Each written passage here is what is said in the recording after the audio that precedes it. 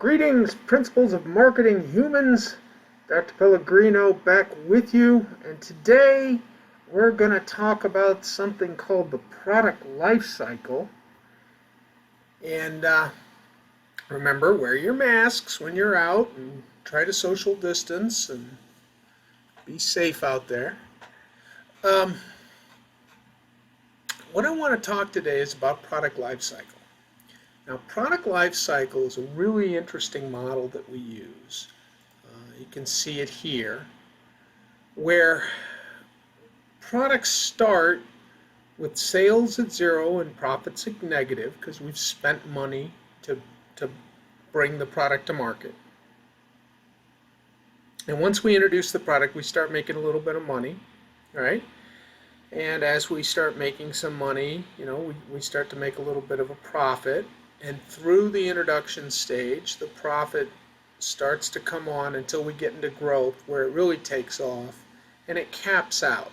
Right at the end of growth is where you make the most profit. However, sales will continue to go up. Now, why does this profit level off in growth? Well, as growth begins to slow down and there are fewer and fewer new customers coming into the market, we have to spend more money to maintain our position in the market. And so, coming through here, getting new sales is really easy because there are lots of new buyers in the market. But as it tightens up a little bit and slows down, we get into maturity. Okay, we're spending more money to maintain our position until we get to the point where it's in decline. So I have some products I want to show you that are examples of what I'm talking about here. So introductory stage products. So let's take a look here at VR headsets. Okay, I don't know if any of you have actually played with any of these high-end VR headsets. I have a friend who has a pretty extraordinary setup where I've used these full immersion VR headsets. This is still in the introductory stage because in order to really do it right, you not only need the $400 VR headset, you also need like a $4,000 or $5,000 gaming machine or two. The processing power to run some of this stuff is pretty extraordinary, and so it's a relatively expensive deal. So that's why it's still an introduction, hasn't really moved into growth just yet because the price point is still too high for most people. And now with the apocalypse, too many people are out of work. So we'll see this move on eventually, but right now it's still an introduction. Now, a growth item are what we call internet-connected devices. So some of you may be familiar with Siri and Alexa and these little devices that listen for their name in your house. But those things can control devices in your house. And I think that one of the neatest ones is the refrigerator, where it can tell you, what you're running short of and build your list as you pull stuff out. It's actually pretty neat. But, it's also your thermostat, your range, and your microwave, and your dishwasher, and pretty much all your appliances in your house, all the things in your house, can be connected to the internet and be worked remotely from your phone and the such. Now, growth stage is when lots of new buyers are coming into the market. They're selling them a lot. There's lots of opportunity to sell these. And so, when people are looking to buy new appliances, they tend to move toward these because this is the latest and greatest thing.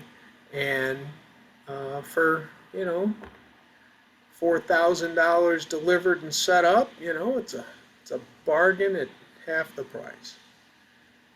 Now, maturity, we've got introduction, we've got growth. So a mature product is one that has leveled off, right? So that would be the PC.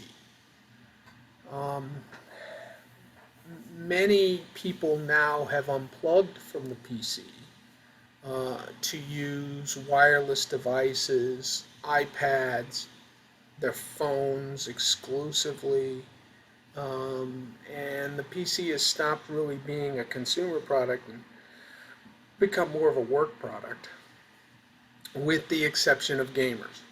And gamers will still spend $4,000 or $5,000 on a personal computer, with liquid cooling, and my goodness.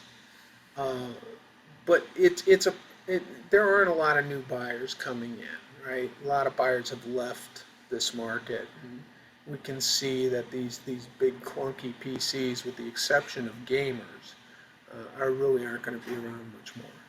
And then the great one, the decline, product in decline, wired telephones, right? When was the last time you actually called on a wired telephone? I I finally got rid of the last wired telephone in my house about a year ago when I realized I was spending $200 a month to get telemarketing calls. So for most people, um, you just use your cell phone, and that's all you really need. You don't really need a wired phone.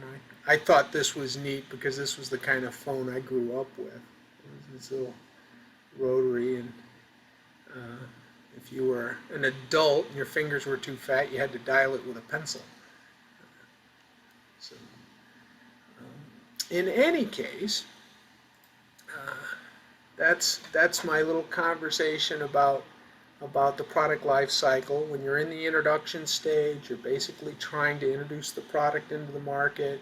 You're trying to educate the consumer, tell the consumer it exists, right? You get into the growth stage. Okay, well, now we're trying to build our market share and create our product as the one that everybody wants. We want to be that name. Right? Then you get into the maturity stage, you defend your position in maturity. It costs a lot more, but you want to defend that because maturity can last for a long time. And then in decline, you're just looking to move out of that business. So you want to, if your products are in decline, you want to figure out a way to get rid of them, sell them to somebody else, or just just dump them and move on. Anyway, that's this week's conversation video about product life cycle. I hope you enjoyed it. I'll see you in the next chapter.